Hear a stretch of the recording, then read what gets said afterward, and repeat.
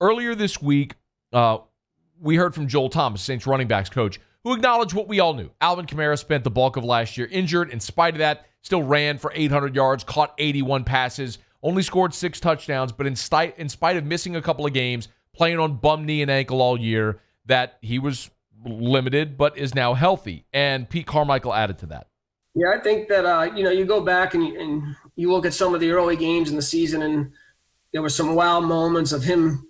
All of a sudden, you're on the sidelines watching, and you're thinking it's going to be 2nd and 8, and all of a sudden it's another first down. And so I think there was some obviously some limitations as to what he was able to do. But again, it'll set up for this year for him to be coming back hungry and ready to go. I have no doubt. I have no doubt that Kamara is, if healthy, will revert to that electric form. He just didn't have the burst that we saw at times throughout the first couple of years of his career. And it's because, it's obvious. Like, you don't lose all of that in 1 year when you're a 25-year-old man. Alvin Kamara was injured last year. It's understandable. He's going to be healthy this year, and hopefully he reverts to form his first 2 years. The bigger question, I don't have the question with the running backs, because we know Kamara's there. We know Latavius Murray is there. I think Ty Montgomery obviously adds to that as well. And then if Dwayne Washington gets into the mix, I think the Saints are fine there. The offensive line, which is going to see a shuffle. And then, of course, do you have receivers beyond Mike Thomas? The guy they added this year, of course, is Emmanuel Sanders. You'd love to have Emmanuel Sanders in camp and OTAs to learn the playbook and all. So they had to modify how they catch a guy like Emmanuel Sanders up. Well, obviously he has, experience, and he brings some leadership to that group as well. The nice thing about him is we feel like he's a good learner. We kind of have a vision for what we're going to do with him. We'll be able to play him inside and outside. But again, there's no substitute for getting the on-field work. Him hearing the different terminology, probably, we're installing some plays that he's probably familiar with and he's done before, but it's just, a little bit of a different terminology. And then also being able to work with Drew on the field. So Emmanuel Sanders, veteran receiver, becomes the Saints' number 2. There's a very obvious question that lingers, because Emmanuel Sanders isn't going to be with the Saints long term. The hope is that somebody emerges behind him, and the sincere hope is that it's a guy who used a 3rd-round pick on in Tre'Quan Smith. So the idea is, could a guy like Sanders and Mike Thomas together in that room, especially as veteran as Sanders is, you just played in the Super Bowl, could he be, and having played the Super Bowl early in his career as well at Pittsburgh, could he be a guy that helps Tre'Quan Smith develop a role in this offense? Well, I think when you talk about Tre'Quan, for him, he's done everything we've asked him. He's done a great job for us blocking. He does a great job when we get the ball in his hands. And you look and you would say that he's really maybe not necessarily had the same amount of opportunities that maybe some of these other guys had. But we feel like if we have those 3 guys on the field that, we'll have an opportunity to move the ball around, get guys involved, whether Tre'Quan ends up playing inside some and Emmanuel outside, or, that vice versa, depending on the play and what scheme we're running. I do think having Emmanuel brings some versatility to the way we can move guys around. Could not agree more. The fact that you have Emmanuel Sanders and that allows you to move Tre'Quan inside and out to find where he's most comfortable in this offense instead of forcing him into a role out of necessity, that's only going to help him. And it's also like if you're let's use a different sport. If you're if you're in baseball and you're batting in the 3-hole and there's so much pressure on you to deliver in that spot, they bump you down to the 7 or 8 spot just to take a little pressure off, see if you can get going a bit. Like, that's almost what this is like with Tre'Quan. He's coming into this year not needing to be the number 2 behind Mike Thomas. It's like, you got that guy. And Kamara's still there. We don't need you to be awesome. We just need you to be productive and find your role. I think that's going to help take some of the pressure off, and maybe he'll blossom after that. Of course, the Saints have other pass catchers there as well. And Jared Cook enters year 2 with the New Orleans Saints. He had some high moments last year, and there were times where he completely vanished and really struggled with drops. But the Saints are paying Jared Cook a lot of money, and hopefully he can improve upon the year he had a year ago. It's so odd because he He hit 700 yards and 9 touchdowns. I mean, he tied Mike Thomas with 9 touchdowns last year. When it was good for Jared Cook, it was really good. But the problem was there was a lot of drops and there was a lot of inconsistency. Here's what they're expecting from Jared Cook in year 2.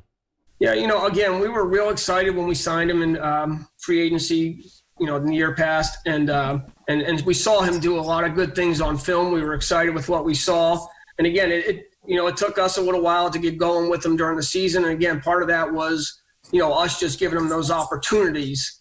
And so the more opportunities that he got seemed to all of a sudden take off. And again, it's about putting him in the right spot and making sure we're doing the right things with him. So part of that's on us. And again, it is nice now that him and Drew have a year together and going into the system now with him in training camp and getting going early. The most obvious statistic, though, when you look at Jared Cook and his inconsistency, he was targeted 65 times. He caught 43 passes. Almost a third of the time he was targeted, the ball hit the ground. Like, for example, you look at Mike Thomas, who had a record-setting year, 185 targets, 149 catches. That's the big difference. Kamara, 97 targets, 81 catches. That's the big difference. Cook had drops. Cook didn't make plays consistently enough. Now, last week, we also heard from Dan Campbell, the tight ends coach, who talked about Jared Cook, but raved about Adam Trautman, the rookie out of Dayton, and what he might bring. This is Pete Carmichael talking about the rookie tight end. Yes, he did stand out to us at the Senior Bowl, and it was, hey, there he is making another play. There he is making another play as you're watching the practices. The one thing about being on the meetings with him and having, some text conversations with him is he's raring to go. He's ready to get here. He loves the game. He can't wait to the day that, training camp starts. He's looking forward to that, and he's really sharp. Again, another guy that's asking the right questions, that's detailed in the meetings, and so we're really excited about having him, and, he's going to have a role for us. The other rookie that is obviously going to be a day one impact guy is Cesar Ruiz, wherever it is on the line, if it's at center or if it's at guard, and clearly they're going to have to work that out once they get on the field to see if it's going to be center or guard for Ruiz. But one thing we know is that he's going to be out there for the Saints early and often. Well, again, there's no substitute for the field work that we're going to get. And again, we'll have to, as far as, one thing that Sean's already made clear to us as a coaching staff is that when we get back early to training camp, that we're going to have to, ease some of these guys in. And if there is issues, he's not going to be looking at the players. He's going to be looking at the coaches. And so just being able an opportunity to sit in on Dan Rochar and Brendan Nugent's meeting and to see obviously how smart he is. And we saw that in his college video. We really felt great about the player. We were excited to get him. And so, again, we look forward to working with him. Pete Carmichael on a teleconference with the New Orleans media. You can hear a lot of these issues or questions for this team that are starting to crystallize. And we kind of know at this point now what they are whenever they get on the field. The great news for New Orleans, it seems like the guys that they've brought in all have it between the ears. And that's not surprising with Sean Payton's team, but they all have it between the ears as far as knowledge of the game, work ethic. All of the intangibles are there with these guys. Trautman's raring to go. Ruiz is asking great questions. Same with Jameis. You heard him talk about some of the, Emmanuel Sanders and the veteran presence he brings, and how he's already being a leader in the lock. That's all great news. Once they get on the field now, let's sort out, okay, what's Trautman's role realistically going to be? Where's Zach Bond going to settle, Mike or Sam? Are you going to keep a fourth running back? There's a lot of those questions that need to answer that won't get answered until they're on the field. But as of right now, the thing that keeps shining through all of these conversations with the Saints assistants over the past couple of weeks, or the last week or so, have been, you got guys that are eager, that are smart, that are asking good questions, and everything's pointed to get back on the field. And it's one of the reasons why the Saints are going to be light years ahead of other teams. I'll keep going back to 2011. And I know I sound in some respects like a broken record with this, but we saw this back in 2011 during the lockout.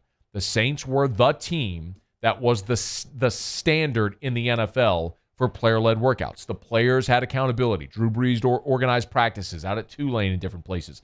And the Saints had an amazing year in 2011, in large part because while the league was shut down, the Saints players continued to work. They took it upon themselves.